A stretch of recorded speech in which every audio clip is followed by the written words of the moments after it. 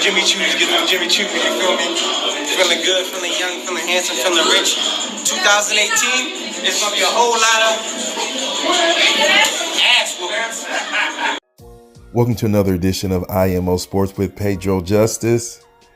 Brandon Rios versus Danny Swift Garcia is now a eliminator for a mandatory title shot at the WBC welterweight title, which is currently held by Keith one-time Thurman. Hold on, wait a minute. Let's get things straight. Actually, Sean Porter is the #1 mandatory for Keith Thurman right now. But since Keith Thurman is coming off an injury, he is allowed a tune-up fight before that fight. So the next possible fight after Keith Thurman's tune-up fight with maybe Jesse Vargas is Keith Thurman versus Sean Porter. Now this Danny Garcia versus Brandon Rios fight is for the other mandatory slot. So it's the second mandatory. So let's get it in order.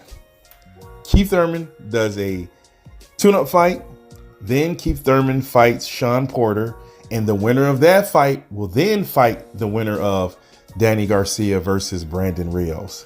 Is that confusing enough? What is the WBC doing? This is why boxing is so ridiculous sometimes with these sanctioning bodies. What's the purpose of this? Is it to try to add more intrigue and spice it up to make there more interest in this fight, to bring more interest, more eyes, more viewership? It's unnecessary. Basically, you're going to be the second person in line to fight for the belt, whether Keith Thurman wins or Sean Porter. Keith Thurman right now is coming back from injury, so he's taking his time and he'll fight most likely in April. All of this fuss and all of this uproar about, oh, this is a big deal. It's not really a big deal. I think, now this is my opinion, I think that Keith Thurman knew all of this trickery and collusion would happen, and that's why he's not in a rush to fight Errol Spence. Notice how come he's like, man, it's gonna take time, man. See, I'm thinking about it. I'm not in no rush. I'm Keith Thurman.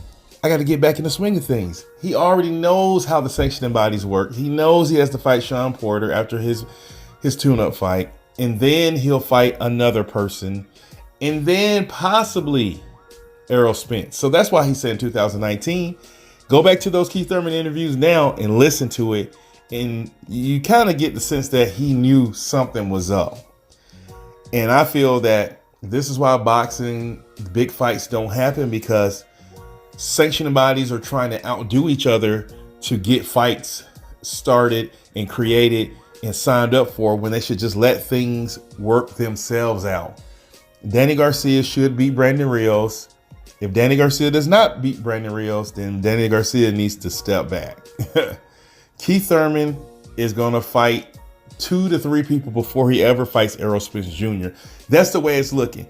Let me know what you think and tell me that I'm wrong. Until next time, it's Pedro Justice.